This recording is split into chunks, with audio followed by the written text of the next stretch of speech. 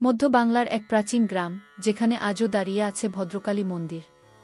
গ্রামবাসীরা বলে এই মন্দির কোনো সাধারণ মন্দির নয়। এর অন্তঃপুরে আছে এক অলৌকিক তরবারি, চন্দ্রহাস। বলা হয় এই তরবারি দেবী কালীর অগ্নিশক্তি দিয়ে তৈরি। দেবী নিজ হাতে এই তরবারি দিয়েছিলেন এক শিবভক্ত রাজাকে, যিনি অসুরবধ করে প্রজাদের রক্ষা করেছিলেন। কিন্তু দেবীর শর্ত ছিল, তরবারি যেন কেবল অন্যায়ের বিরুদ্ধে ব্যবহৃত হয়। এক ফোঁটা অন্যায়ের রক্ত যদি এতে মাখে, তবে দেবীর অভিশাপ নেমে আসবে। শতাব্দীর পর শতাব্দী ধরে সেই তরবারি মন্দিরের গোপন কক্ষে তালাবদ্ধ ছিল। গ্রামবাসীরা পূর্ণিমার রাতে দেবীকে পুজো দিত আর তরবারির সামনে প্রদীপ জ্বালাত। বলা হয় তখনও তরবারি থেকে অদ্ভুত এক শীতল নীল আলো বের হতো, যেন চাঁদের মতো দীপ্তি ছড়িয়ে পড়ে। কিন্তু মানুষের লোভ দেবীর সতর্কবাণী মানতে দেয়নি। রাজবংশের পতনের পর এক লোভী জমিদার মন্দির ভেঙে সেই তরবারি দখল করতে চায়। গভীর রাতে সে চোরের মতো মন্দিরে ঢোকে।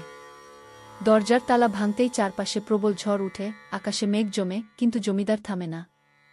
সে তরবারি হাতে নিতেই শোনা যায় বজ্রধ্বনি। তরবারি থেকে অগ্নিশিখার মতো আলো বের হয়, আর মন্দিরের ভেতর কালো ছায়া নড়ে ওঠে। জমিদার চিৎকার করে ওঠে, তার চোখ থেকে রক্ত ঝরতে থাকে, আর কয়েক মুহূর্তের মধ্যে তার দেহ মাটিতে লুটিয়ে পড়ে। তারপর থেকে গ্রামবাসীরা বিশ্বাস করে, যেই চন্দ্রহাস তরবারির প্রতি লোভ দেখায়, তার মৃত্যু অনিবার্য। কেউ বলে জমিদারের আত্মা এখনও ঘোরে মন্দিরের চারপাশে, তরবারি ফেরত নেবার চেষ্টা করে। বছর পেরিয়ে যায়, কিন্তু একসময় গ্রামের এক তরুণ, অগ্নিদেব, এই রহস্য ভাঙতে চায়। সে ভাবে হয়তো এগুলো কেবলই লোককথা। পূর্ণিমার রাতে প্রদীপ হাতে সে প্রবেশ করে মন্দিরে। গভীর নীরবতা, হালকা ধূপের গন্ধ, আর সামনে রাখা সেই তরবারি। তরবারির ফলায় চাঁদের মতো আলো ঝলমল করছে। অগ্নিদেব সাহস করে হাত বাড়ায়।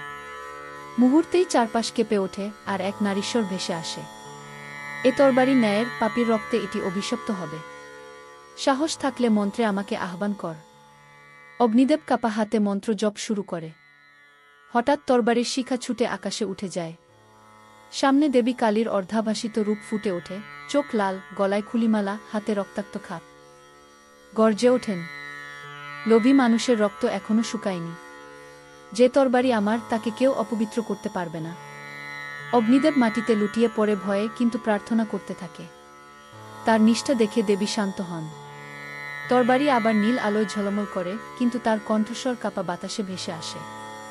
অভিশাপ শেষ হয়নি। চন্দ্রহাস আবার জাগবে যখন অন্যায় পৃথিবী গ্রাস করবে। পরদিন সকালে গ্রামবাসীরা দেখে, অগ্নিদেব বেঁচে আছে, কিন্তু তার চোখে অদ্ভুত দীপ্তি। সে শুধু একটি কথাই বলে, চন্দ্রহাস এখনো দেবীর হাতে, আর আমাদের পরীক্ষা এখনো বাকি। বন্ধুরা, এই কাহিনী হয়তো কেবলই লোককথা, আবার হয়তো সত্যিই কোথাও লুকিয়ে আছে দেবী কালীর সেই অগ্নিশক্তি তরবারি। চন্দ্রহাস, যার আলো ন্যায়ের প্রতীক, আর অন্যায়ের জন্য অভিশাপ। যদি কখনো এমন কোনো মন্দিরে যান যেখানে অলৌকিক তরবারির কিংবদন্তি আছে, তখন কি আপনি সাহস করবেন তাকাতে? আরও রহস্যময় পৌরাণিক কাহিনী শুনতে চাইলে অবশ্যই চ্যানেলটি সাবস্ক্রাইব করুন, ভিডিওটি লাইক ও শেয়ার করতে ভুলবেন না।